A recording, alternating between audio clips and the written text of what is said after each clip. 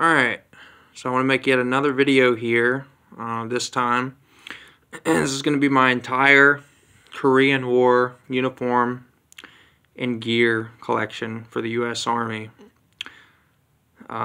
Basically sort of gear / impression stuff. I mean, it could be either one, but the majority of this stuff is actually original. So, alright, let's get into it. So, I guess I'll start way over here with the uniforms. Actually, I didn't put the wool shirt and pants here, but basically you'd have the same shirt and pants that you'd have in World War II, with the addition of like the field jacket and the HBTs over that. So just get that out of the way. That's why those aren't out there. But this is the field jacket. This is actually the M1950, not the 43. Like, they had the 43s, but this is the later one that's had like the buttons added for a liner. I actually have the liner, but I don't have it out here right now. So, and this is very similar layout to my World War II video that I just made. So, grenade in that pocket, gloves, dog tags. There's actually a different flashlight, a TL-122D that I had working before. I don't know what's up with it, but yep. And then I said the gloves. So the pants, a lot of people say that it was they wore the M1943 trousers in Korea, but my research, it's actually the HBT pants. So like the later dark shade. It's an M1942 HBTs were the most common pants in Korea. They also had what was called the patch pocket style, which I think that was an M47, which, you know, just basically the back pocket was like sewn with a button, sort of, but these just have pockets on the sides. But anyways, yeah, it's basically that. So yeah, this is kind of the this is the M51, I guess, fur hat. They also had the earlier style that had like the fur on the brim, which I think was the M43. But you see these a lot, and I've even seen original footage of troops wearing these and not wearing helmets for whatever reason in Korea. I really don't understand why that is. If anybody knows, let me know, because I actually don't have a helmet for this, because you just see so many photos of guys in the winter just wearing these without any helmets. But anyways, moving on. The same undershirt for World War II is the white t-shirt. I know they had like long john shirts and stuff, but this is just the one that I have. But yeah, got your wool 5-button sweater.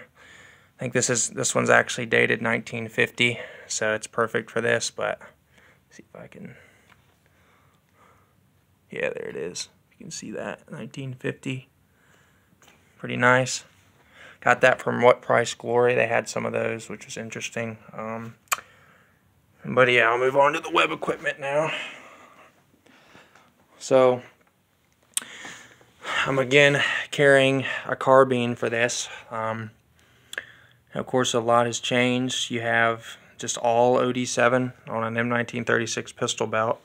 Of course, you've got your M19, these are actually M44 suspenders, which they had both M44 and M45 suspenders. The only difference is the M45s had more padding for use with the pack. I've got this pouch that people don't see a whole lot. This is actually made for the 30-round magazines that they came out with for the well, actually would be the M2 at this point, because I think all carbines used by the U.S. at this point were full auto. So that's an interesting fact, but it's got a mag in there. This carries, it's supposed to hold 2 mag. Got some stripper clips. First aid pouch, OD7. I think this is a late World War II one, like 44, but looks the part. Canteen cover, M1910, same as World War II, just in the green. And then got it, at this point it was basically all stainless steel canteens and cups with the black top. You don't see the aluminum top canteens in Korea hardly at all, as far as I can tell. Maybe with the Marines, but not with the Army. But got my M4 bayonet here for the carbine. It actually came out right at the end of World War II, and it's funny that the M4 bayonets were being issued in World War II, sort of like as the M3 fighting knife, but there weren't even bayonet lugs on carbines yet. But anyways, this is a really good reproduction, but it's actually I think it's by Camillus. What is it? Yeah, so it was made by Camillus like in the 90s or something. It's like a commercial variant, but I think it's supposed to be like the ones that were made during Korea in like 1952 or something. So yeah, that's a nice one. Got the M8A1 scabbard, which of course the main difference there is that it has the hanger hooks attached. These started seeing use really, really late in World War II. In fact, I think I've seen a couple photographs of them. But this one, you know, of course, is a BMCO. There's a difference between the Vietnam era M8A1 scabbards and the late World War II Korean War ones. The main first visual difference you can spot right away is that there isn't a reinforcement down here where it's like, you know, it's because they had problems with this breaking off. But, you know, another thing is the manufacturer. If your scabbard says US M8A1 like TWN or whatever, that's a late Vietnam era one. That's not the same. But look for BMCO and on the throat, and look for the non-reinforced hole down there. And yeah. But now that explanation's over with, got the, I'm not using it, but this is just if I was carrying an M1, this is what you'd have, the cartridge belt. You basically just move everything down to the cartridge belt. I think this one's dated, yeah, 1950, so yeah, that's pretty cool. Just got my, get this out of the way, just got my Airsoft 1911 A1. This is the Parkerized version. Pretty nice gun. Gas blowback and everything, it's pretty sweet. Got my field packs here, or field pack bag collection. The field pack was rarely used in Korea unless they knew that they were going to be stranded or out in the field for a really, really long period of time. I think the offensives in 1951 is the most common footage and pictures you see of guys actually wearing the field pack, like attached to their suspenders. Because sort of like World War II, you know, they really did not, nobody was a fan of field packs, and they kind of just threw them out and didn't really carry them. But of course, this is the M45, which is derived from the M44 pack that came about late in World War II. I think this one's dated 51. I'm not really going to open it or anything, but, you know, it kind of is what it is. A lot of people are familiar with it. Got the trenching tool attached because they didn't really carry their entrenching tools because it was just kind of dead weight to them. You know, especially in Korea, they kind of had a determined position, and then they would, you know, go out on patrol and come back to their foxhole, and they just leave their tool there. But I have seen sometimes the just loose cover is just on the belt, but, you know, whatever. So a different setup here for the field pack that I've seen is, this is one that's actually, I got it like this. Someone cut the strap off of here for the shovel, and then they cut the straps off on the bottom to like attach the cargo pack, which they didn't really use anyways. But just got a GP strap attached to this, and I have sort of seen field packs being worn like satchels, which is an interesting thing, you know, because you could just drop this, you know, really quickly if you wanted to. That's a cool setup there. Got a you know, GP bag, which I would use the same strap for. This one's dated 45 probably, so yeah, it's pretty standard stuff there. This would be for like extra ammo, extra grenades, or probably the grenades that work with the launcher, like anti-tanker fragmentation. So there's that. I got the same gun as in my last video with, you know, I modified it to fit the real stock and everything, but I modified an original, or it's not an original, it's just a crappy Korean 30-round mag to fit up in there, which it looks the part and everything. It's pretty cool. Of course, this would have been a lot more common in Korea, especially if you had the M2 conversion. Of course, you know, I'm too lazy. I didn't replace the barrel band for the video, but I've got the lug here, the barrel band with the bayonet lug that I use. So there's that. And I replaced the grenade launcher actually with the, I guess it's a muzzle brake, but, you know, it's basically, these were designed for the M2, and from what I've heard, they really help with the recoil. That was kind of a problem. But yeah, this is just a cheap reproduction. I think I got off of a website for like 15 bucks, which is pretty cool. Just went right on there. Moving on to some just miscellaneous stuff that I guess I can talk about is when I'm not using the field jacket, another impression I like is this, I guess it's like a second lieutenant's impression or a first lieutenant or something. But yeah, I got this this hat that this old guy gave me that said his father-in-law was in Korea, which is pretty cool. I got that along with a pile cap that doesn't fit me, but this thing's actually dated 44, and I think it's, you know, it's, if he used it in Korea, that would make perfect sense.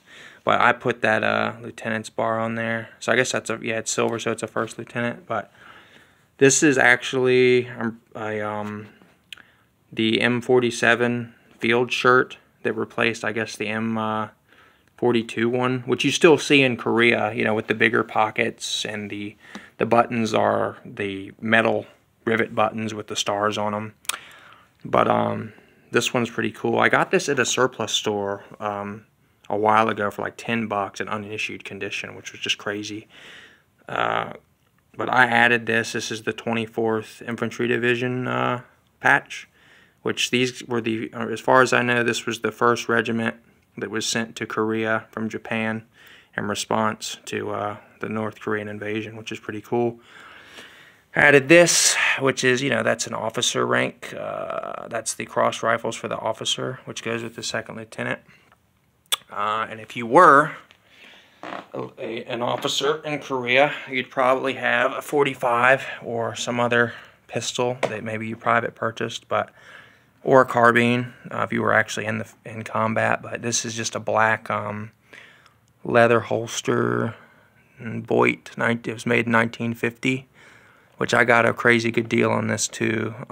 But I think this is actually Air Force from what I've been able to figure out, but I don't know, they just look exactly the same. But another thing I've noticed is that guys that were carrying 45s in Korea, they seem to like always have like a World War I era mag pouch, which is, I just find really weird. Like, I don't understand why. I mean, I guess they just didn't really have the OD7 pouches yet. But it's either this one, like the World War I style, or it's the World War II M1923 with just the one snap in the middle, which is weird. And this is a, I guess, like if you wanted to be fancy, you could wear this, which is like a black magazine pouch that matches the holster. I think this was sort of more for MPs, though, or something. This one's dated 49, which is pretty early. It's pretty cool. Got that on eBay. And then, of course, you got your binoculars or field glasses here. This is, as far as I can tell, it's an original pair, or the I think they're the M6 binoculars, but these are good for World War II also. These are, they're not marked M6, but they say Universal Camera Corps. And the case that came with them also said Universal Camera Corps, so I'm guessing that that's, you know, legit. But this is the other original case that I bought separately, which they fit, and this is the, was it the the M17 case, but that's pretty cool. It's an original strap. I need to get a reproduction if I'm going to use it. I don't want to break it. But also got this field phone. This thing's heavy. But pretty sure this is Korean War era. I originally thought it was World War II, and then I took it apart, and a lot of the inner components are dated like 45 and like 1949 and stuff. So it makes sense that it wouldn't, you know, it'd be Korean era. But I don't know what that marking means, but that was on it. I mean, as far as I know, it works. I mean, I haven't really been able to hook it up to another line to test, but all I know is that I was cleaning it and I turned the knob. It shocked the crap out of me, so it must work, you know. But yeah, there's that. It's a pretty cool piece. So the boots, you know, the same boots. I mean, really, they had the M43 boots in Korea, most commonly at the start. And then the M48 combat boot came out, I guess, right at, you know, well, 1948, but there just really were not enough of them. But it's basically exactly the same as the World War II jump boot. I really want a pair, but they're not making reproductions, and I can't find an original in my size, and when they do turn up, they're just like ridiculously expensive. So, but yeah, they had the M43 boots, they had those. And I think around early 1953, the specifications came out. They made everybody dye their boots black. And that's kind of what evolved into the black, like McNamara, like black combat jump boots that you see in the, you know, the late 50s, early 60s going into Vietnam. So that's a cool little fun fact for you. But other than that, I don't think there's anything that I missed. I think that's it. But appreciate you guys watching. I'll try to pump some more of these videos out. Probably going to do a Vietnam video, and then we'll see what happens after that. But thanks for watching.